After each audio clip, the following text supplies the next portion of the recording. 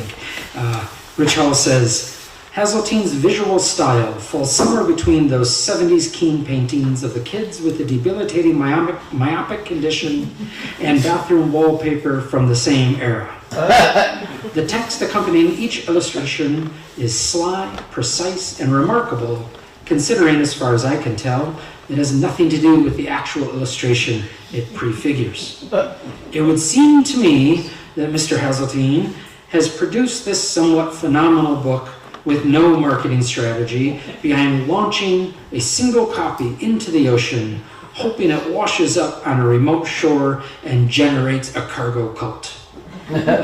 Which I want to visit this island once this cargo cult has become firmly established and just hang out for a little while in their world. This book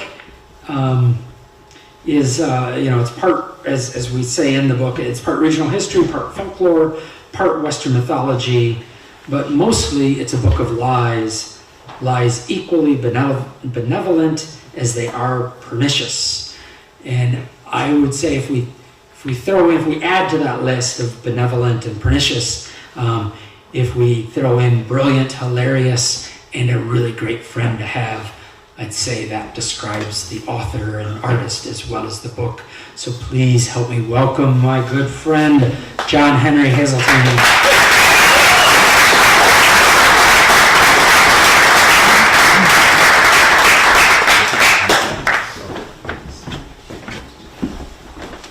Thank you so much for coming.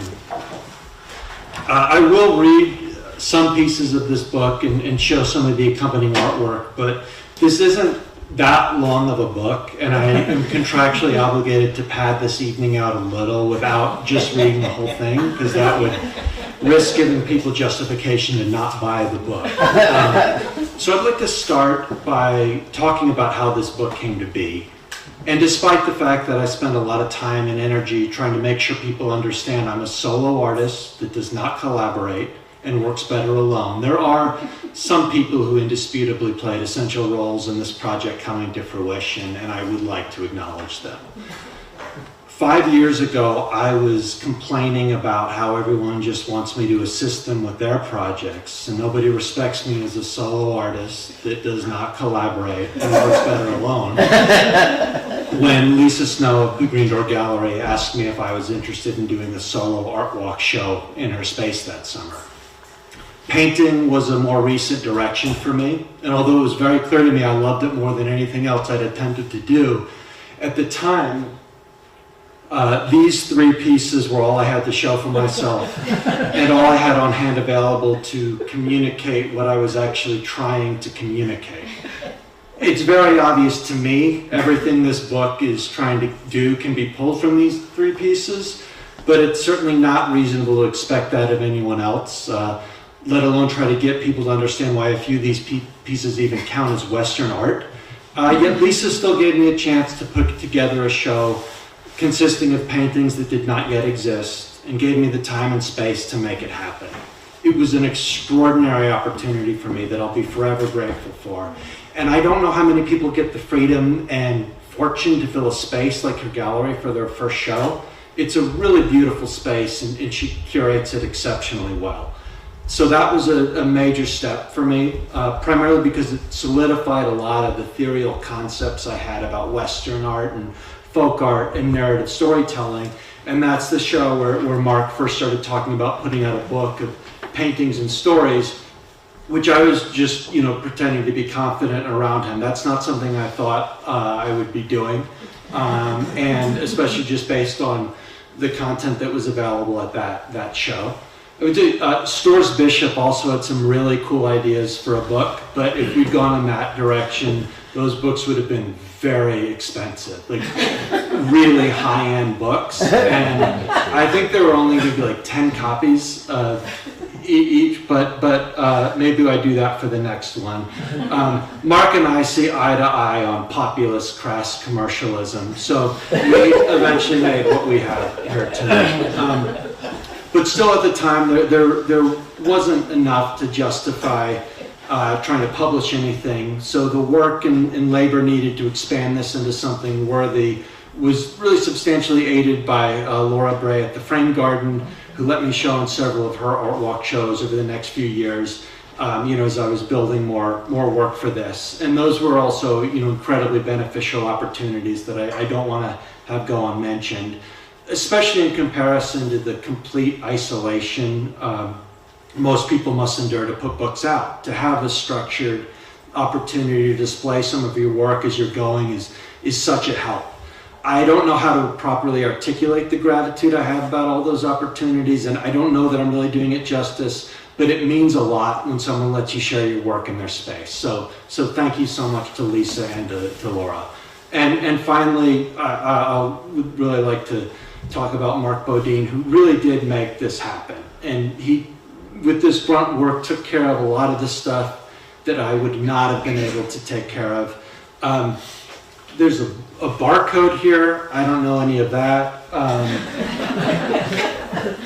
All of these numbers and official stuff on this kind of page, I couldn't pull any of that off.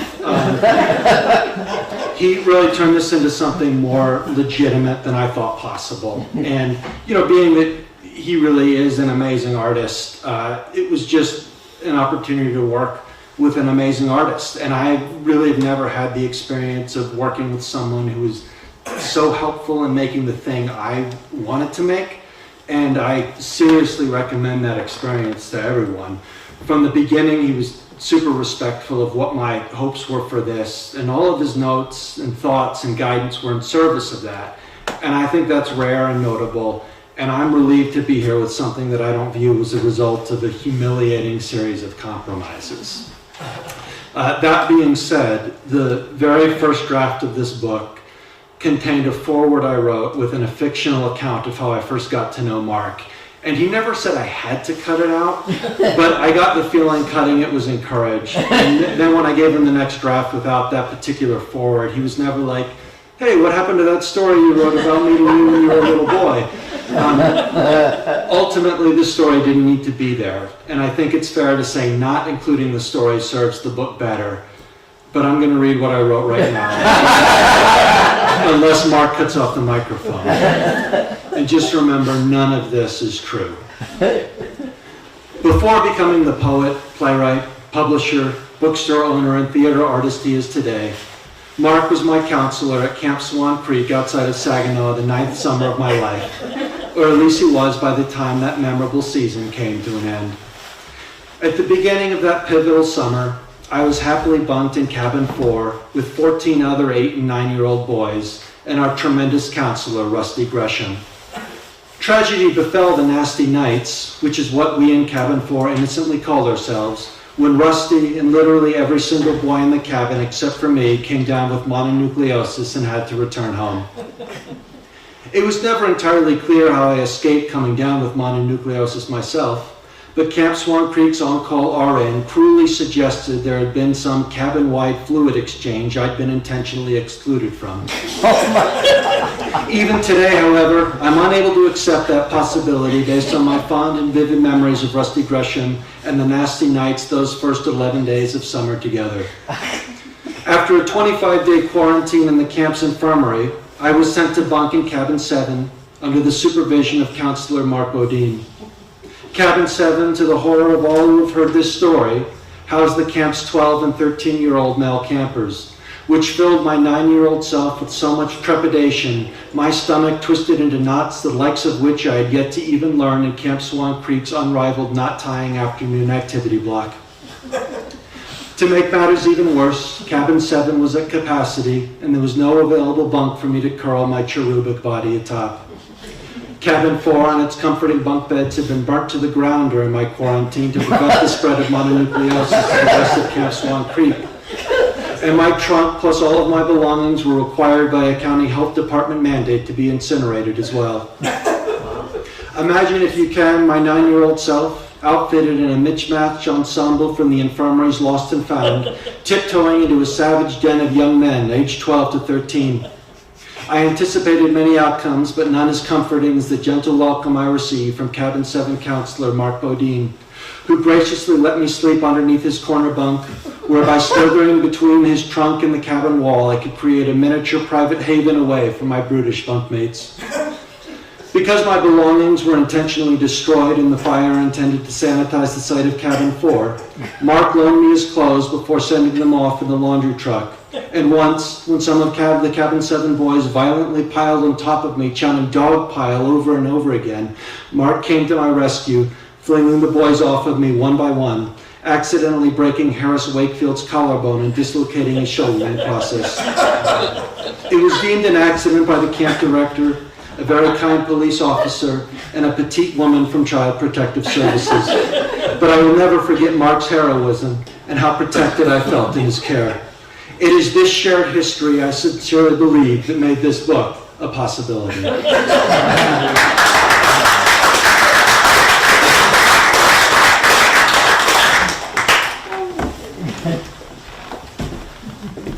Liver-eating Johnson escapes. In recent years, the legacy surrounding the myriad of colorful characters comprising the history of the West has rightfully come under no small amount of moral scrutiny. Those who once inhabited our collective imagination as folk heroes are now seen as devastating symbols of colonization and prominent examples of Western civilization's destructive and savage nature. Amongst many contenders, there is perhaps no 19th century figure more prone to contemporary controversy than John Liver-eating Johnson, the famed mountain man who had a lifelong blood feud with the Crow Indians, earning his handle by literally eating the livers of slain members of the tribe. Johnson gained much more notoriety for his unsettling bloodlust than any of his other exploits, which have practically been erased from the public's memory. Impressive as the feats attributed to each authentic mountain man appear, one could argue they are fairly redundant and common when properly contextualized alongside the numerous notable figures who set out for the territories. Since the majority of them faced the same hazards, obstacles, and misfortunes, it is not unreasonable to assume some of Johnson's exploits are frequently attributed to colleagues who were likely in comparable situations. For example, many people today learn of fellow mountain man John Coulter's naked escape from the Blackfeet tribe, but Liver-eating Johnson found himself in an identical predicament, except as he would recount over and over again, I had to do it in the winter. Later in life, Johnson became obsessed with discrediting Coulter's escape and drawing more attention to his own frostier adventure. His fixation turned conspiratorial. Isn't it convenient nobody ever mentions what season it was when that happened to Coulter? He would ask an evolving population of Montanans as the region transformed from a territory to a state with a reliable railroad, profitable mining enterprises, Carnegie libraries, churches, roller rinks, and picture houses. To most mountain men, whose lives were a collection of hair-raising adventures and near-death experiences, the advent of cinema had little to offer as far as entertainment was concerned. Johnson, on the other hand, was particularly influenced by Wyatt Earp's ability to collaborate with Hollywood and retell his story the way he thought it ought to be told. While Tinseltown had to wait long after the death of figures like Hugh Glass to tell their story, Johnson eagerly answered the call from the far west. Despite spending nearly 70 years in the wild, the Liver Eater wasn't exactly the country rube studio executives and literary agents anticipated. As a lifetime of stalking both predator and prey, trading with tribes using improvised sign language to compensate for an unyielding language barrier, and sheltering in caves with grizzlies during the blizzards, turned out to be more than adequate training to negotiate motion picture life rights and licensing. It wasn't lost on Johnson that his cannibalistic revenge ritual was the primary draw for Warner Brothers, as all the rapidly maturing movie studios were proving narrative feature-length films the ideal vehicle to depict enchanting stories of mankind's triumphs that also justified the murder and genocide seemingly intrinsic to the country's right to its own self-proclaimed manifest destiny. Johnson was adamant his naked, snowy escape be captured on celluloid. In exchange for its inclusion in the script, willingly let the racial and political implications of his past relationships with the Crow, Blackfoot, and Flathead tribes be manipulated to best appeal to the shifting opinions and beliefs of the movie-going public as Western films saturated the market. The producers let Johnson believe he had strung them into making him a co-producer. themselves believing the mountain man would find the staggeringly long picture development period too arduous to maintain any real emotional investment in the inclusion of specific chapters of his life story or having final say in casting the lead. But for a man who'd sat for 3 days motionless and silent in a tree with an Arapaho arrow lodged in his shoulder after an ambush while waiting for the attacking party to vacate the area, impatience and ensuing discomforts were unfamiliar sensations. Johnson championed hard for various leading men as the project drastically shifted tone throughout the development period and the careers of many actors rose and fell. Initial interest in Frederick March dwindled in favor of Lon Chaney Jr., who was replaced by Raymond Macy, then Ralph Meeker, then Andy Griffith, fresh off the success of his performance in No Time for Sergeants, but obviously before the Andy Griffith Show, and eventually George Sanders, who, although he was thought to be too old, so desperately wanted to make a Western he was willing to work for scale. The aging fur trapper was enthusiastic about all the top contenders over the years, but in 1967, at a sneak preview screening of Barefoot in the Park, Johnson met Robert Redford and knew he'd found the only man capable of portraying him in the film. Spokespeople from the Crow, Blackfoot, and Flathead tribes, in addition to other surviving mountain men at the time, unanimously lamented the decision to have pretty boy Bob Redford play such a robust and contentious figure from their past. They feared Redford's charisma and star power would soften Johnson's genocidal edges on screen, but old Liveried and Johnson remained convinced. I know a lot of those fellows would rather someone like James Garner or George Kennedy play me, and I respect that, Johnson told Variety. But Bob Redford has the best body out of all the men in Hollywood at this time. He was also quick to reject performers like Tab Hunter and Rock Hudson, even though he knew they had great bodies. But according to him, they're not natural. Bob looks just as good as Rock or Tab without his shirt, but he doesn't look like he spends all day in the gym. Johnson's relationship with Warner Brothers was eventually severed when, despite landing Redford for the lead, The Naked Winter Escape was unceremoniously cut from the film due to the nation's unwillingness to see a picture with full frontal male nudity, and more importantly, the Motion Picture Association's insistence on the sequence's removal. Although the scene's inclusion in the final cut was technically a requirement to retain the rights to Johnson's life story, the contract was signed in a pre-code Hollywood, before the power of what would transform into the Motion Picture Association had been fully tested and established. It's the worst thing to ever happen to anyone in the West, the Crow Killer said. He withdrew his support from the project, and for legal reasons, the producers were forced to retitle the film Jeremiah Johnson.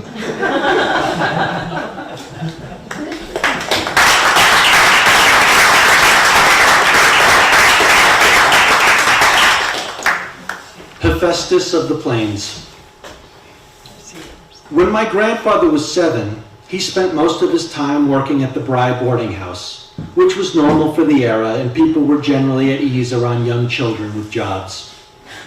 He'd keep the fires going and help the cook prepare supper and sometimes evict guests. One time a man threw him down the stairs when my grandfather asked him to pack up, but my grandfather always said it was the best job he ever had. My grandfather fondly remembered a boarder at the house named Mr. Petter. Petter used to own a tobacco shop, but it was burnt down as a cruel prank, and my grandfather said Petter was habitually morbid and melancholy afterwards. Following the fire, Petter briefly lived with his brother's family in White Vault, Sulphur Springs, but moved to the boarding house after he'd lowered the spirits of his nieces and nephews so substantially his brother and sister-in-law feared they would never recover. Between fits of despair, Petter would fantasize about rebuilding his tobacco shop, which was widely understood to be impossible given his lack of funds and credit. He frequently told my grandfather that one day he'd own a genuine cigar store Indian sculpted by Caleb Lindbergh, the Hephaestus of the Plains. Reportedly, Lindbergh possessed more knowledge of the region's indigenous people than anyone, and had one of the largest buffalo skull collections in eastern Montana.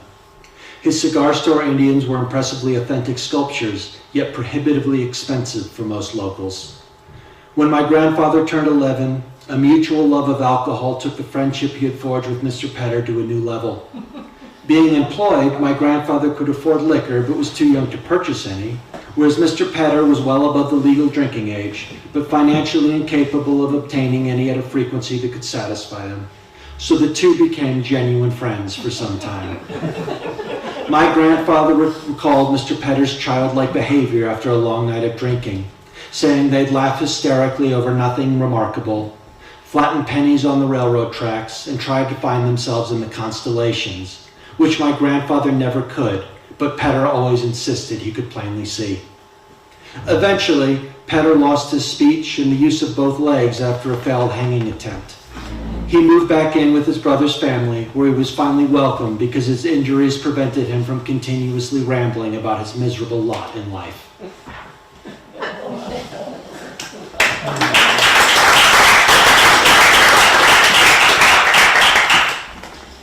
Theoretical dawn. After the third schoolmarm was murdered by a lovesick adolescent in the span of 4 years, the citizens of Thistleroot decided employing female teachers was too great a liability and ultimately a distraction to the young men in the community. In the winter of 1885, Professor Lars Shipstead was hired as Thistleroot's schoolmaster. Shipstead's curriculum was rigorous. By their third year, pupils were expected to have Aristotle's Nicomachean Ethics memorized, and much of any school day was spent having students recite sections of the text verbatim. Once a child had mastered the canonical ethical treaty, the process would be repeated, but in Greek, culminating in a written exam where the pupils were painstakingly required to transcribe the entire piece from memory using the Greek alphabet. Shipstead believed the text was the only worthwhile writing in mankind's history, and surmised that the admittedly challenging tasks of memorization and transcription, coupled with close readings of Nicomachean Ethics, were the most thorough means to turn children into morally responsible, virtuous men and women.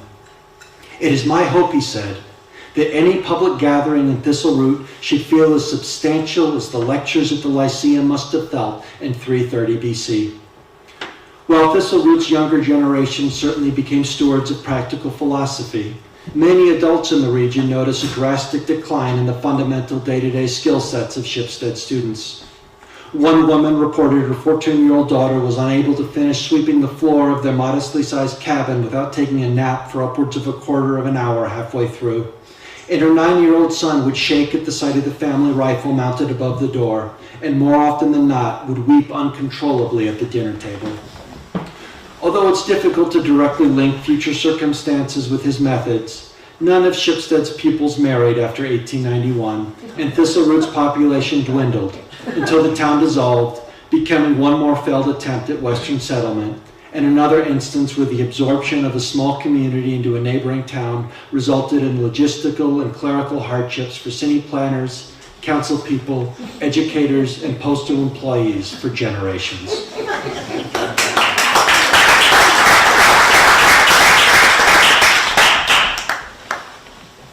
Bigfoot steals Teddy Roosevelt's favorite sucking pig.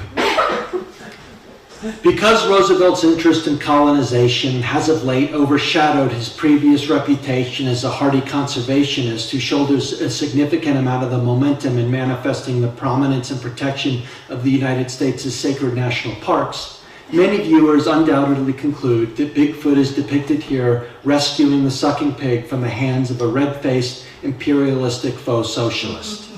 But make no mistake, this mythic North American ape would devour the swine, ingesting every ounce of flesh off its soft bones. A hog zealot since his teenage years, Roosevelt's passion for pigs grew particularly fierce after the Battle of San Juan Hill in 1898. Upon returning from Cuba to the United States, Roosevelt split time between the ferocious New York State gubernatorial election and assisting fellow Rough Rider Herman Langhorne, who'd recently lost a leg at Kettle Hill on his hog farm outside of San Antonio, Texas. There is likely some truth to the persistent rumor that Langhorne's amputation was not the result of the battle injury, but an unfortunate consequence of an act of brotherly hazing initiated by Roosevelt that went horribly wrong. Roosevelt's guilt over the incident would certainly help clarify the excessive amount of time he spent in Texas during such a critical period of his East Coast-based political career. But Langhorne was a significant friend, and regardless of any part the future president may have had in Langhorne's loss of limb, he likely would have made himself available to assist on the farm, especially considering that Langhorne's wife died of pneumonia during his time serving in Cuba, leaving him the sole caretaker of 53 pigs. Days on Langhorne's hog farm were some of Roosevelt's most cherished memories. and according to him, the two men blended labor and recreation exceptionally well. For Langhorne, however, Roosevelt's company was not as beneficial as projected, and Roosevelt's lifelong aversion to and ultimate ignorance of liquor prevented him from absorbing Langhorne's obvious descent into fatal alcoholism. Acting in an official capacity, Roosevelt sold the farm and livestock after Langhorne passed from alcohol poisoning on Christmas Day, 1898, but kept one sucking pig he felt possessed Langhorne's eyes and the distinctive gait he demonstrated before his amputation. Roosevelt traveled with the sucking pig for the remainder of its life, some accounts suggesting he'd sprinkle droplets of Langhorne's favorite hair tonic atop the swine's pink cranium and take long, deep, soulful whiffs of the familiar scent. Before I move on to the next piece, I'd like to address something that tends to come up regarding this particular painting title. Understandably, people think this title contains a typo, that I've written sucking pig instead of suckling pig, but in this case, sucking is intentional. In Laura Ingalls Wilder's Farmer Boy, Almanzo asks his father for some money to buy pink lemonade at the Independence Day Fair, and his father gives him money but encourages him instead to invest that money in a pig, which in the text is referred to as a sucking pig and not a suckling pig. You can see an example here.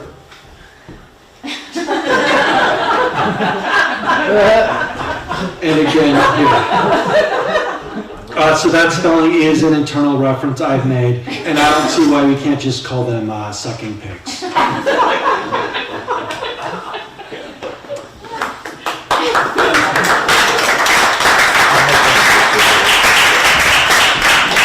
Mosquitoes on the trail. After a period of relentless pressure from contemporary Western Artist Coalition President Deg Olson, Haseltine reluctantly joined the CWAC in 2012 and was selected to participate in the cherished Northwest Passage Redefined group project that positions coalition members every 20 miles across the Coral Discoveries Expedition Trail, each creating original art inspired by their location and a variety of historical perspectives. The public is encouraged to visit the artists and view their progress during the event, with some making it a yearly tradition to travel across the entire route and visit every single artist station. Unaccustomed to plein air painting, Haseltine went to great lengths to replicate key aspects of his Livingston home studio in the Three Forks Travel Lodge room where he had been put up, but struggled to redirect traffic to the motel because all the available CWAC literature explicitly stated he would be working alongside the Jefferson River near the I-90 bridge. The coalition was tolerant of Haseltine's desire to work indoors, but became apprehensive when his slow progress was revealed. The average painter completes 6 to 8 paintings in the annual 10-day Northwest Passage Redefined project, but by the end of the first week, Haseltine was still prepping his first canvas. With 2 days to spare, Haseltine was pulled off the project and replaced by the Frozen Water Coven, a Missoula-based interpretive dance troupe that staged a riveting performance chronicling 12-year-old Sacagawea's kidnapping by the Hidatsa people. Haseltine was reportedly relieved when he was taken off the project, but remained invested in his piece and spent the next 9 years completing it.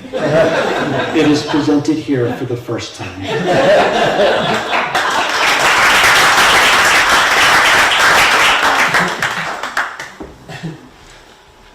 The Burial.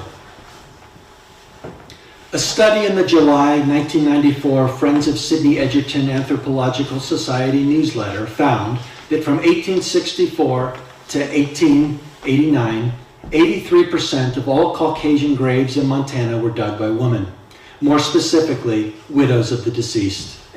The high number of widows surviving in the territory after 1864 comes as no surprise, with Montana being renowned for ushering irresponsible adventurers full of swagger but lacking foresight into the region as early as 1804. Women's grave digging skills at the time were so admired that digging graves became an official competition at Independence Day ranch rodeos throughout the state. Naturally, this was the closing event, as the fields would be littered with open graves by the end, and no other activities or competitions could safely take place. Controversy began in Bighorn County in 1883 when it was discovered that the sponsors of that year's ranch rodeo, the Divine Prairie Methodist Episcopal Church, had purchased the plot of the festivities with the intent to turn it into a graveyard, and circumvent burial labor by using the 63 graves dug by local widows during the event when future deaths in the community necessitated. Because professional grave diggers usually work at their own individual pace, and the conditions of the ground vary across changing seasons and a severe climate, it's impossible to calculate exactly how much money in burial labor the Divine Prairie Methodist Episcopal Church might have saved through this suspect arrangement. But most felt the situation was exploitative at best.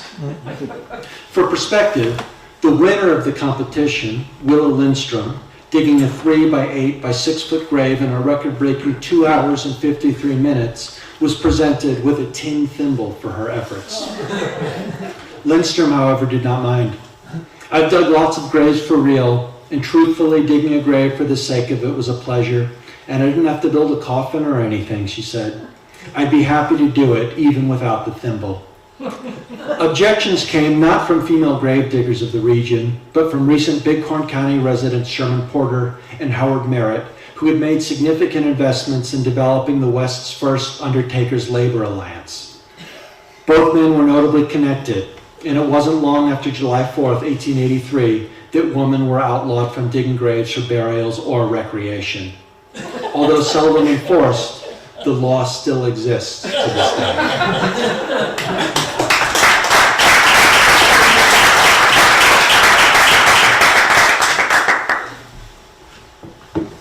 Self-portrait with cub. Growing up, my family noted how much I looked like my grandfather when he was younger. I had to take them at their word, since not only were they comparing me to an inconceivably younger version of the man, they were also referring to his appearance before a gruesome trucking accident smashed, crushed, then flattened his face, and his reconstructive surgery was so primitive and tactless, the surgeon who performed it took his own life less than a year later. My grandfather suffered from a unique disorder that, even though no doctor would confirm it, caused him to black out whenever he heard the Louvin brothers sing. This was simply a fact about my grandfather people accepted, and occasionally his friends would jokingly put a Louvin brothers song on the jukebox at a saloon just to see him fall face first into the bar. Lighthearted pranks like this were more common before his accident, however, and afterwards his peers respected how devastating hearing the Louvin brothers' music was for him. When I recently began to study my own face, isolating specific features for the purpose of painting self-portraits, I finally started to recognize physical traits I shared with my grandfather, features that had remained intact through the accident and subsequent surgery. But people don't point out our similarities as much now. I assume that's because I'm older than he was when he had the accident, and it's possible I've aged into what he would have looked like had he not blacked out behind the wheel of his International Loadstar 1800 almost 60 years ago. Perhaps I represent him more accurately now than he does himself, but whenever I bring this up, he pretends not to understand what I'm talking about. To this day, my grandfather is unable to hear the Louvin brothers without blacking out. He can listen to either of their solo efforts and not lose consciousness. He can even handle segments of the brothers' music before they start singing together. But as soon as Ira and Charlie harmonize, something happens to his brain and his body simply shuts down. Only the Louvins affect him this way, so it's not as if he can't handle harmonizing in general, although he did admit experience a tingling sensation in his spine whenever he heard the Everly brothers. So perhaps he's extraordinarily moved by blood harmony, which is the term used to describe the sonic ecstasy of singing siblings. My grandfather's incompatibility with the Louvin brothers was ultimately a hard lesson learned for him. And now, if he wants to drive and listen to the radio, he calls the station to ask about their upcoming programming. I'm leaving for Harlow shortly, and I want to see if you are spinning anything by the Louvin brothers in the next 90 minutes or so, he asks, adjusting the length of time for each destination, generously rounding up the minutes to ensure a safe journey.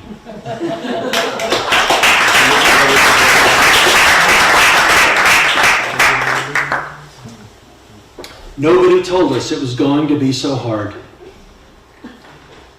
Although it's somewhat of a departure from Haseltine's usual regionally based subject matter, this painting undoubtedly sits comfortably in the Western canon meticulously curated by the artist. Most people instinctively understand what the West is conceptually.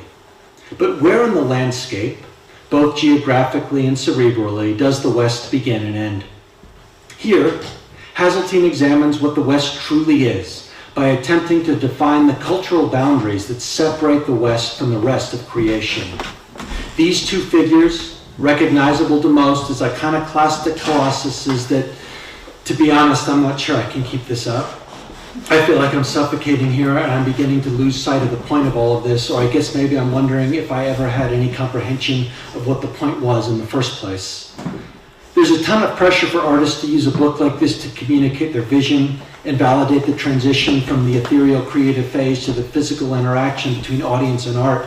But I'm fairly certain whatever anybody says about a piece of art they made is just something they're sort of retroactively spinning to help validate spending an incredible amount of time on something very indulgent and impulsive, or in some cases trying to justify not spending very much time on a piece, which when that happens makes me super jealous because my paintings take a long time. And that's really because, honestly, I have no idea how to paint. And my process is to just kind of add more brush strokes until the canvas looks finished, or at least looks like it took the amount of time it did, which is impossible because it is always way harder than it looks. And it takes so much longer and requires so many more brush strokes for that to happen. And some of that might actually be because I'm using the wrong paints, which is a whole other potential catastrophe beyond how hard it is to achieve any decent looking color coverage on the canvas.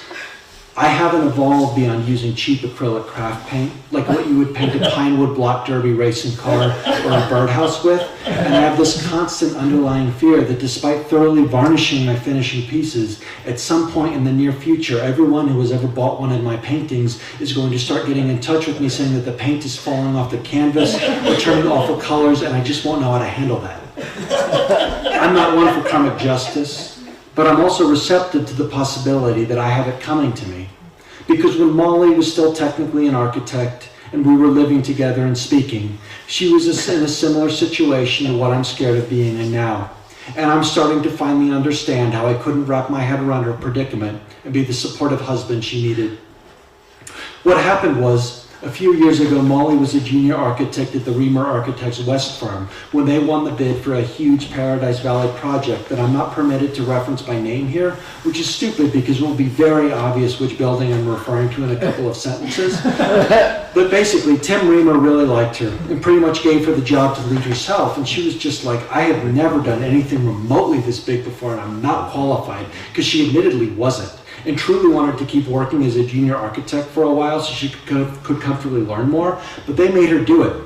And she was so stressed her feet started growing again, even though she was in her early 30s, which is rare, but can and does occur during periods of unrelenting turmoil. She was totally broken by this project, and every single part of it was a disaster. But the big problem was the staircase in the main lobby that led up to the mezzanine where the restaurant and the fly shop are.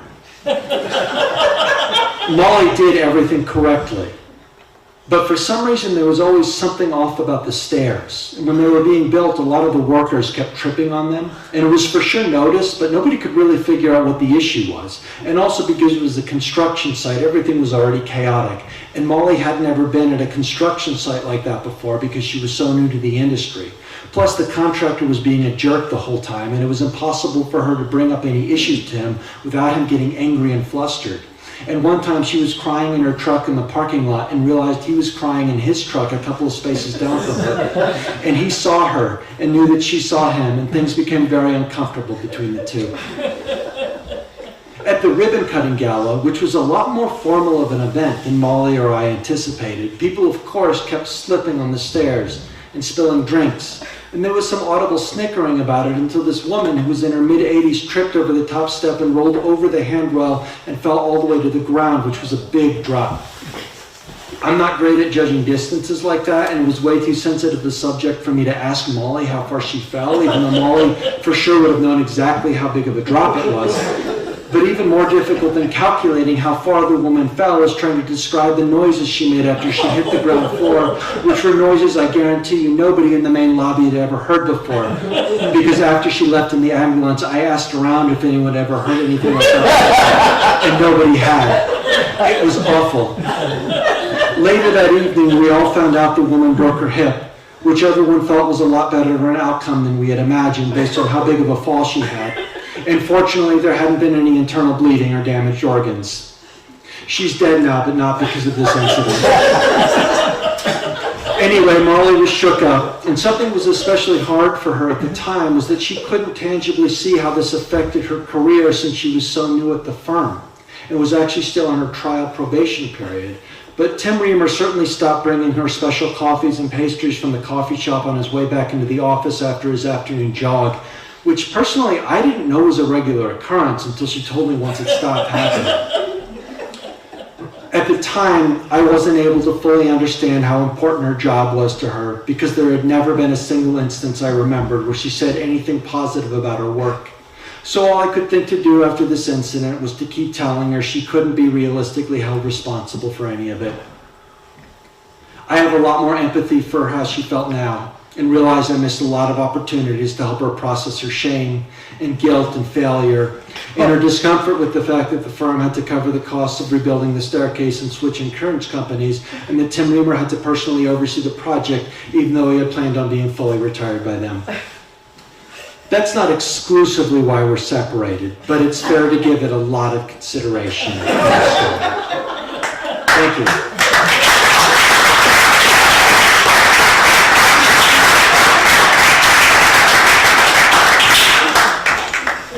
The rest you have to read in the book. Thank you for coming. And if there are, I'd be happy to take questions if people have any, but it's also not a problem.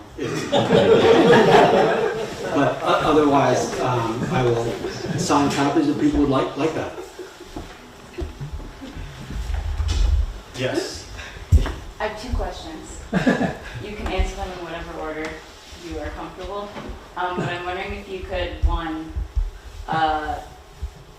tell us which is your favorite Frankenstein movie, and also talk more about your influences. Thank you. My favorite Frankenstein movie is Son of Frankenstein. It's really a great sequel. It's academically not as good as Bride of Frankenstein, but really for a third entry in a low-budget series, they did a tremendous job. Also, I prefer the Frankenstein with the wool vest, which is only in Son of Frankenstein, as opposed to the black sports jacket. And apart from